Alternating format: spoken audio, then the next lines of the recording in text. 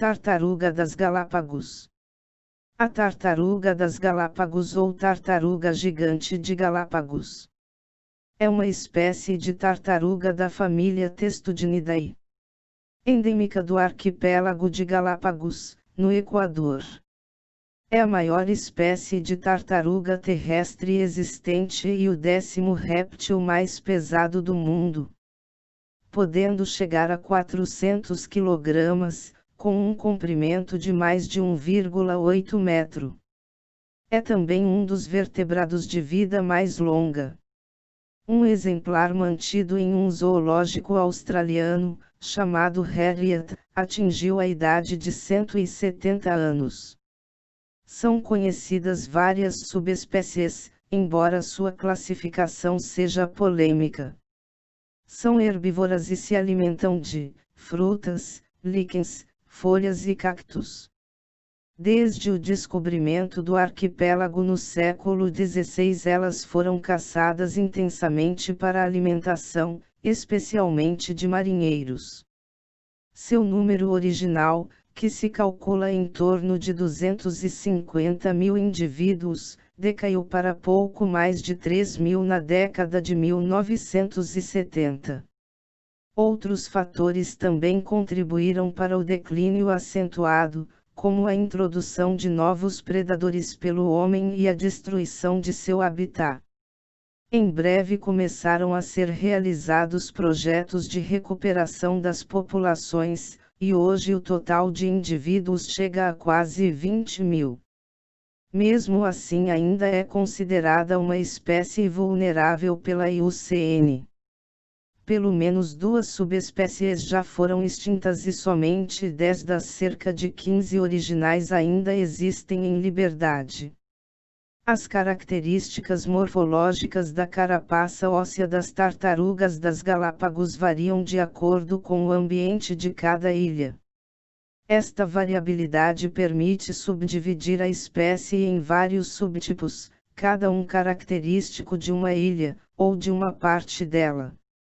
Esta diversidade morfológica foi reconhecida por Charles Darwin, durante a sua visita ao arquipélago em 1835, e foi um dos argumentos para a sua teoria da evolução das espécies. As tartarugas têm grandes carapaças de uma cor marrom opaca, cujas placas se fundem ao esqueleto, dando-lhes uma sólida estrutura de proteção, para dentro da qual podem retrair e esconder o pescoço e a cabeça, bem como os membros. As placas possuem um padrão característico, embora as suas faixas de crescimento não sejam úteis para determinar sua idade, pois as exteriores se desgastam com o tempo. As pernas são grandes e as patas, quadradas, semelhantes às dos elefantes. As patas dianteiras têm 5 unhas, e as traseiras, 4. Sua pele é seca e recoberta de duras escamas. Seu grande tamanho impressionou os primeiros exploradores, e quando Charles Darwin conheceu as ilhas disse que esses animais podem crescer até tamanhos enormes, diversas são tão grandes que precisam de 6 homens para erguê-las do chão. O maior indivíduo registrado tinha mais de 400 kg e um comprimento de 1,87 metros. As várias subespécies mostram todas um formato de casco diferenciado, que vai de estruturas semiesféricas mais ou menos regulares até cascos cheios de protuberâncias e uma grande projeção sobre o pescoço. Nas ilhas mais úmidas, com vegetação baixa mais abundante, como a de Santa Cruz, os cascos tendem a ser mais regulares e maiores, com pernas e pescoço mais curtos. Ao contrário, nas ilhas mais secas, os cascos tendem a ser mais irregulares. O dimorfismo sexual é mais pronunciado nas subespécies com cascos mais irregulares, onde os machos exibem projeções frontais mais angulosas e elevadas. Os machos de todas as populações geralmente são maiores e têm a cauda mais longa que as fêmeas, e ventralmente seu casco apresenta uma concavidade que auxilia no ajuste dos pares durante o acasalamento.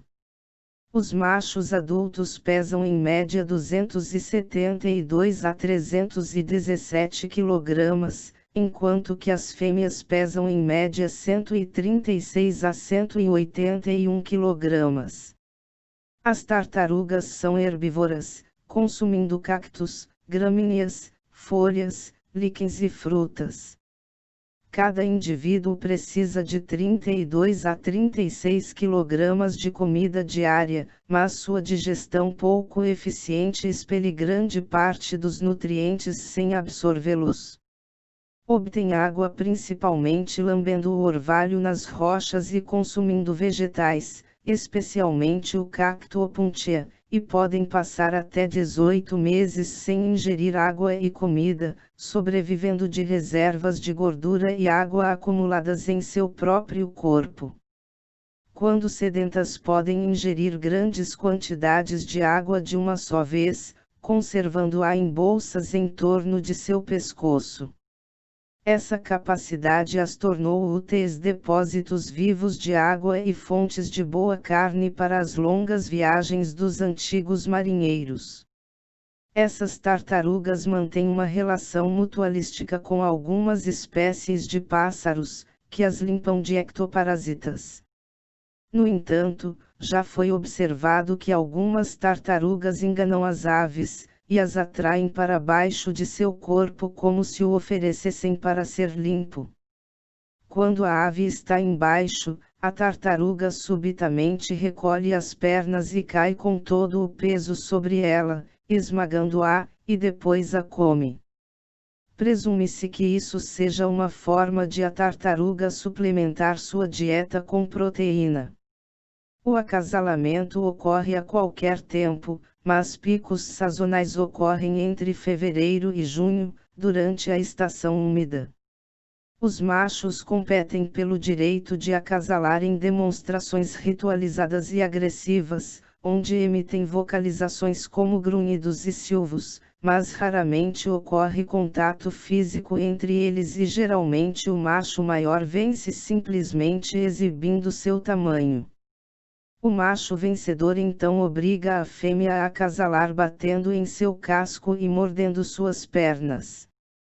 Montar na fêmea é um processo complicado para os machos, sendo criaturas com pouca flexibilidade e equilíbrio, mas uma concavidade em seu plastrão facilita o encaixe do par. Durante o coito, o macho também pode vocalizar grunhidos rítmicos. As fêmeas fertilizadas viajam vários quilômetros para alcançar as áreas de nidificação nas praias arenosas.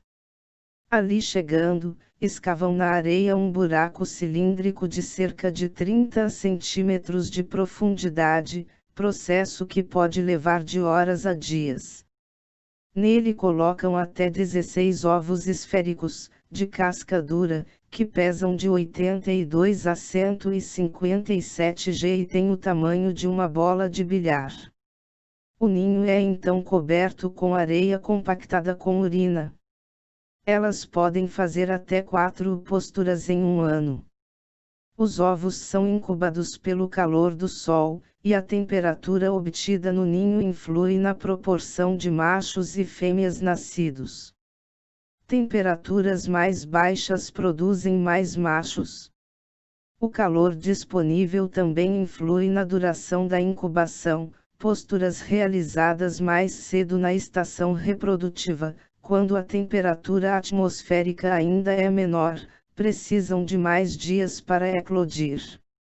Assim, desde a postura, pode levar de 4 a 8 meses para que as crias emerjam à superfície, e ao fazerem isso medem 6 centímetros e pesam apenas 50 gramas. Mas, de fato, o nascimento ocorre antes. Ao saírem dos ovos, as tartaruguinhas precisam escavar sozinhas seu caminho através da areia até a superfície, e podem levar semanas nisso. Durante este tempo, sua nutrição vem das reservas acumuladas no saco vitelino. Se, por condições de aridez excepcional, o solo que cobre o ninho se compacta demais, as crias recém-saídas dos ovos podem morrer soterradas sem jamais verem a luz do dia, incapazes de remover a areia endurecida que as cobre. Condições opostas, de inundação, também podem matá-las. Ao nascerem, os filhotes de todas as subespécies são indistinguíveis entre si. Os jovens permanecem nas terras baixas litorâneas por cerca de 10 ou 15 anos. Seu crescimento é ameaçado por inúmeros fatores, e muitos não atingem a maturidade. Podem sofrer acidentes, ser mortos por escassez de alimentos e extremos climáticos, e cair vítimas de inimigos naturais. Entre estes, originalmente tinham apenas um rapineiro nativo das ilhas, o falcão das Galápagos, que preda os filhotes. Darwin relatou que os recém-nascidos eram devorados em quantidade pelas aves assim que emergiam dos ninhos. O falcão hoje é raro, mas o homem também introduziu nas ilhas várias espécies exóticas, como o porco, o gato, o rato e o cachorro, que se tornaram invasoras e importantes predadoras de ovos e filhotes. Os adultos não têm inimigos salvo o homem.